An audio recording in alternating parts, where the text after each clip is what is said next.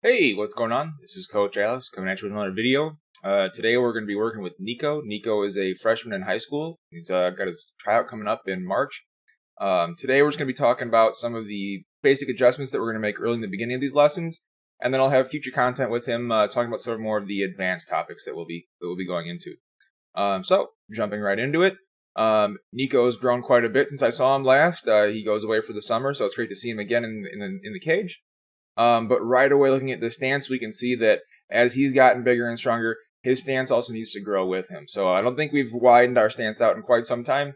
So looking at those feet, they're a little bit narrow, not quite giving us the space that we need to really adequately use not only our weight, but also our rotation. So first things first, we're going to widen these feet out. Okay. Next step, if you've been following along with the videos, you'll know where we're going next, and that's the back knee.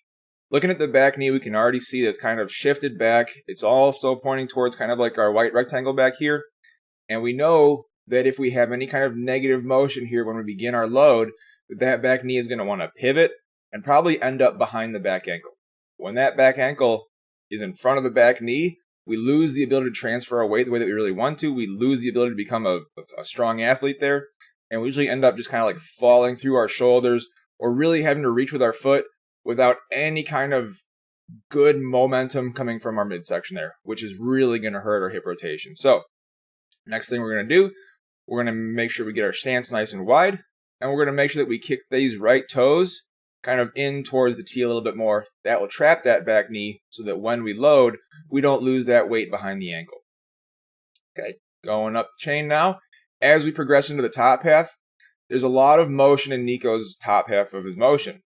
So you'll see we'll go play through it a little bit. A lot of bat wiggle. Never really getting into a set position. And then when we go into our stride, we see right away the elbows and the hands are dropping into our swing before the foot has a chance to really get down, and certainly before the hips have a chance to begin turning, which means we're then not creating torque. Okay, so the big one here is we're going to quiet Nico's hands up. I'd really like to see his back elbow maybe starting where it is right there, but relaxing this front shoulder. This front shoulder is pretty tense. He's kind of pinched himself up there, so just be relaxed. Relaxed muscle is fast muscle. Relaxed muscle we can manipulate a whole lot better than super tight, super tense muscle. So relaxing the shoulders, letting the left arm drop a little bit further. Maybe we get our elbow into a position somewhere down here instead of so high. That should also allow us to drop our hands a little bit. Nico has his hands pretty high here. And what ends up happening is because those hands are so high, he ends up kind of having to drop them or feeling like he has to drop them to get them to the ball during his stride. So we see right there, before the foot's lifted, the hands drop. Now the stride happens, hands continue to drop, elbows drop. There's our true landing, and our hands are most of the way into the swing, certainly outpacing our lower half, certainly outpacing our hip rotation. So the next step in that kind of pre-swing setup is we're going to get, if we can be in that position right there, with those elbows kind of down a little bit, with the shoulders nice and relaxed, probably not so turned into the ball here, but maybe a little bit more along this line here, that would be a good position for him to start in. Okay, so now we're going to progress into the actual stride. Nico does not have a super dynamic stride. He kind of lifts his foot up off the ground, slides it along, and then puts it back down. Imagining that you're wearing cleats in a game, I'd like to see Nico picking his foot up higher than he is right now. You put those half-inch spikes on the bottom of the shoe, he's barely clearing the ground, and you certainly don't want to be tripping on the dirt or an uneven box while you're striding in a game. So I'd like to implement more of a leg lift. We're going to widen him out. I think widening him out with a leg lift is going to give him a lot more options in terms of timing and creating more power. Okay, so adjusting our lift there. What ends up happening when we get the hands going so early in the swing is that we really begin to take the hips out of the equation. We can see here that the back elbow is almost sneaking inside the body there, almost sneaking close to the belly button. And as that happens, it puts our wrists into really awkward angles. As we move forward here, he's strong enough that he can control the bat pretty well, but we can see there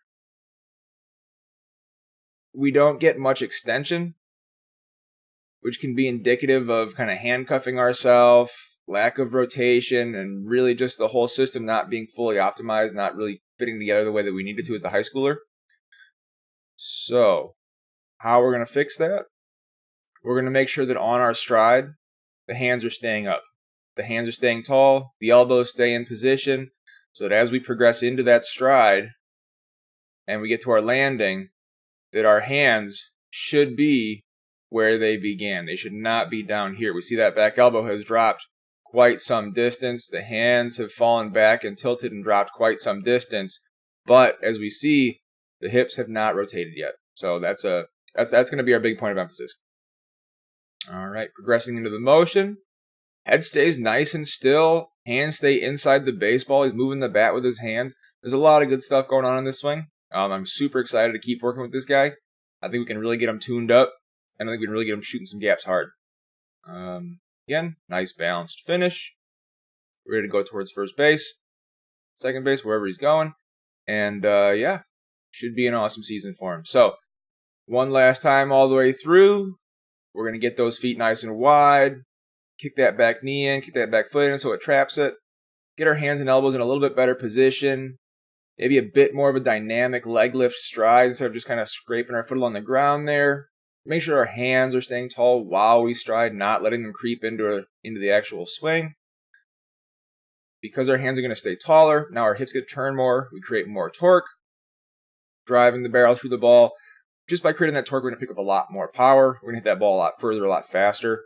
So I'm really excited to see where we can go with Nico here. All right, that's going to do it for this one.